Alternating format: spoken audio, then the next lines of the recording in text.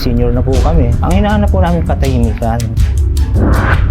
Kinausap namin ang barangay, kapitan namin, habaan daw po ang pasensya. Siguro mas maganda na idaan natin sa technical.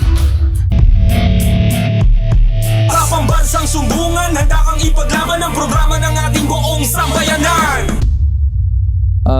Sir Ivan, nagkakaroon kayo ng problema dun sa inyong basketball court dun sa may barangay 132 Bagong Barrio, South Caloocan. Alright, okay. Sir, noong 2018 pa, nakapagdulog na rin ako dyan nung luma pa yung aming court. Hanggang maging improvement yung court namin, naging third floor. Nakita ko nga, sarado yung court. Anong nagiging problema ngayon, sir?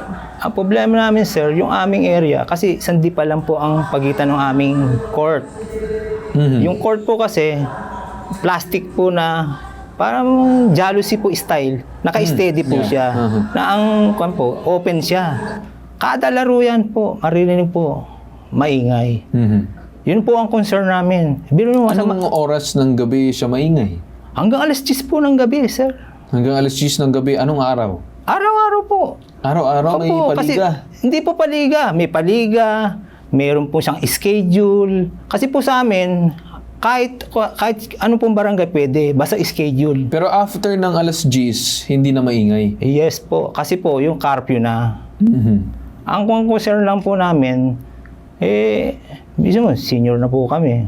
Ang hinahanap po namin katahimikan. Maganda yung araw-araw na, pwede kang manood ng TV na hindi maingay. Yun po ang amin po ng request sa kinausap namin ng barangay, ang kapitan namin. Sinabi po namin na ganito po na naranasan namin sa araw-araw. Habaan daw po ang pasensya. Yun po ang, yun po ang sagot sa amin.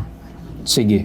So, ano pa yung nagiging problema, sir, aside doon sa maingay pa rin kahit hanggang alas 10 ng gabi, araw-araw? Ano bang iba pang napansin mo? Na-forward ko po sa staff niyo po yung video. Hindi, okay lang. Ikwento mo lang sa akin. Yun po. Yung araw-araw po na yan, hihintayin po namin yung matapos po bago kayo matulog. Yun po ang magiging system po namin. Matapos ng liga? Yeah, hindi po liga, kahit po ordinaryong laro. Ano naman ito? Mga pa-event? Yeah, event po yan, second floor. Wala po kaming choice. Gaano kalapit ba yung bahay? Parang mukhang sobrang lapit ata ng Opo, bahay. ganito lang po, sir.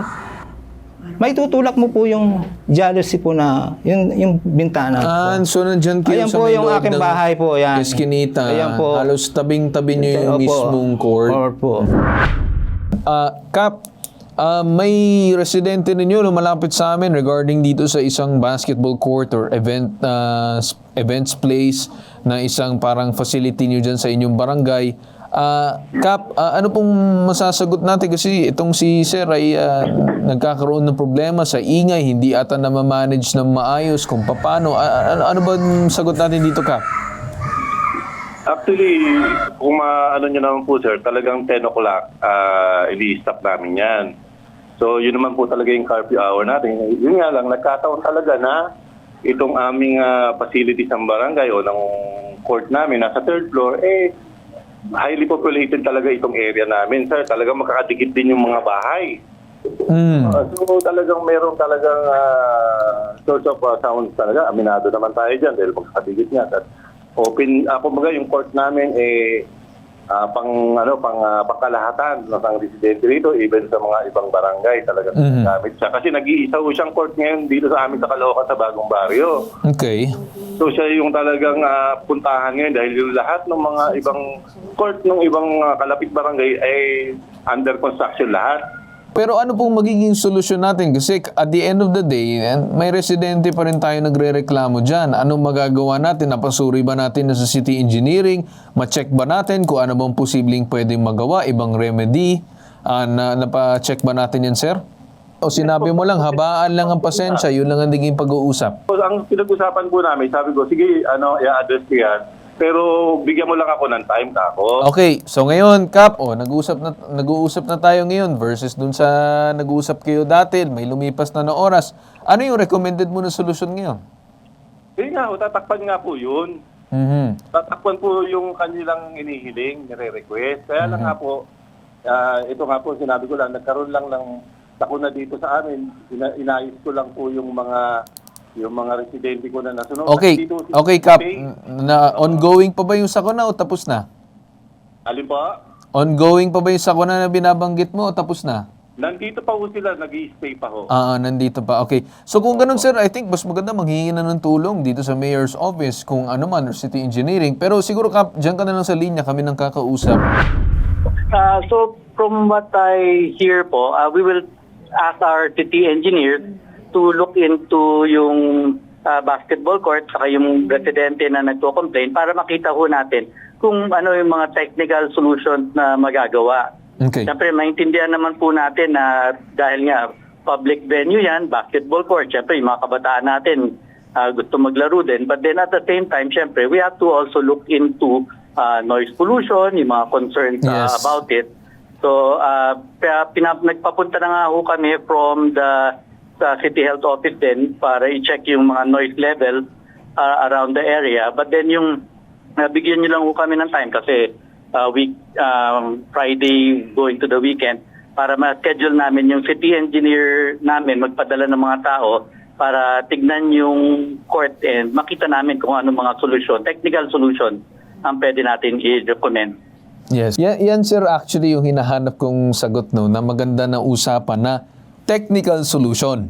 Hindi po yung sasabihin na paghahaba ng pasensya. Naintindihan ko naman yun kung may sakuna or what. Ang sa akin lang sir is, of course, offering our said residents a technical solution. But anyways, with that said sir, asahan po namin na magagawan nyo sana ng paraan itong complaint ni Sir Ivan. Kasi hindi lang naman siguro siya at mas marami pang mga residente na apektado dyan. So, Attorney Don, with that said, maraming salamat po sa inyo at we will look forward to the update ng inyong office. Masahan niyo po, si Mayor Along talagang tinututukan po ito. Regards sir sa inyong mayor. Maraming salamat po, Attorney Don. Welcome po.